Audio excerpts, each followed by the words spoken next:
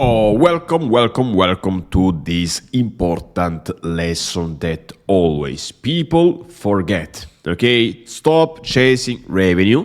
And I know it's a controversial title for a lesson, maybe not the best one, but I will explain right now what I mean. The big lie: revenue versus profit. Most businesses chase revenue as the holy grail. Newsflash: revenue is meaningless without profit. You can grow revenue and still be bleeding money. Understand this very well and pay real attention to this because I'm not giving you some information based on Wikipedia stuff, okay? I'm going to share with you some real examples that I made during my consulting session.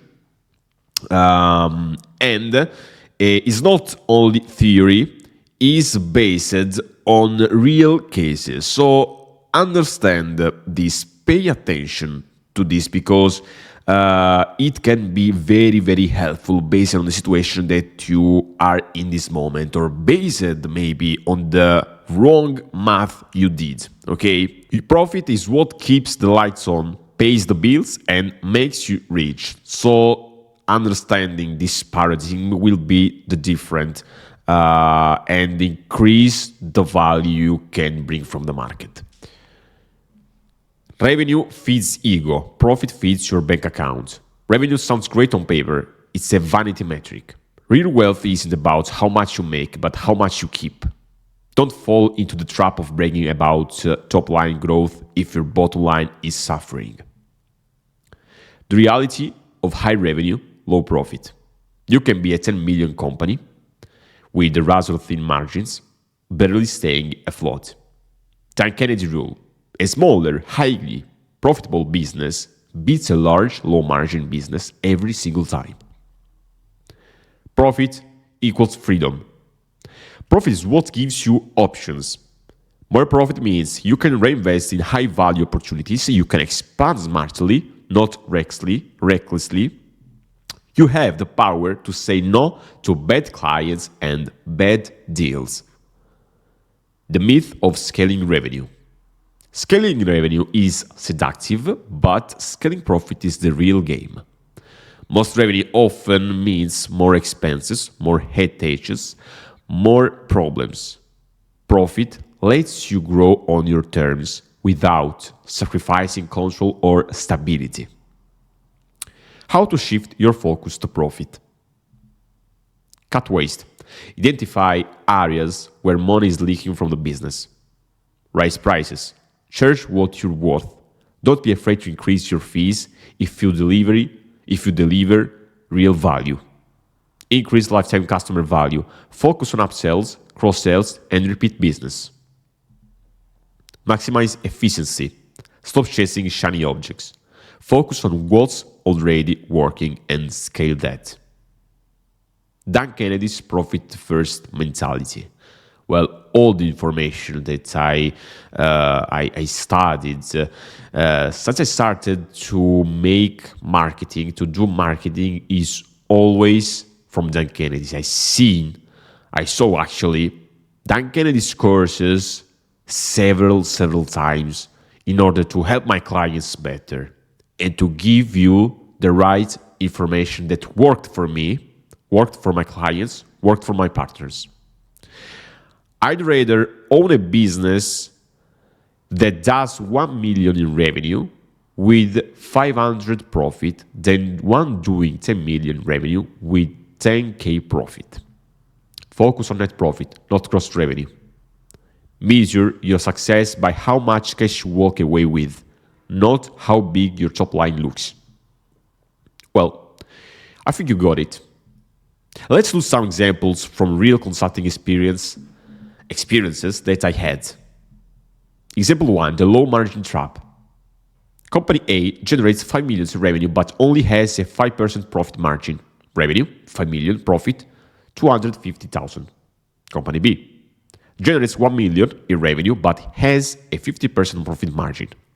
Revenue 1 million, profit 500. Half million.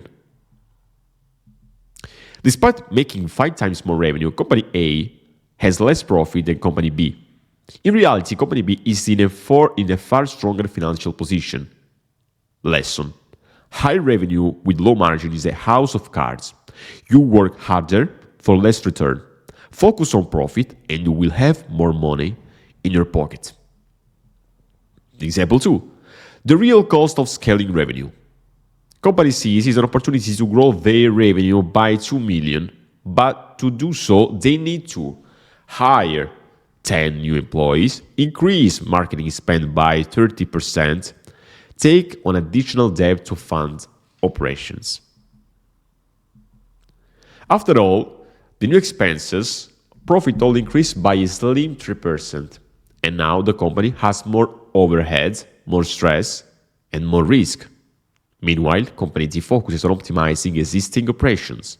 They cut unnecessary expenses by 10%, raise prices by 15% for premium services.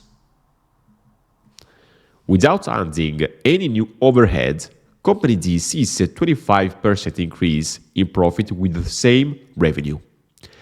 Lesson: scaling revenue can mean more headaches, but scaling profit is about maximize what you already have. Don't follow your ego because sometimes ego can be disruptive. Example 3. Raising prices versus adding customers. Company E decides to grow revenue by acquiring 100 new customers. Each customer spends 1,000, so they generate an extra 800,000. To attract these customers, they need to spend 20,000 on marketing, hire more support staff to handle the volume. After all expenses, their profit from this new revenue is only 10,000. Company F focuses on raising prices by 20% for their existing customers.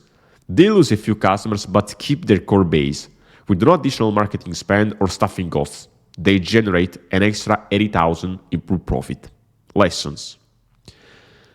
Raising prices is often a faster, more effective way to increase profit than chasing new customers. Because remember, chasing new customers, acquiring new customers is always more expensive than remonetize customers that you already have.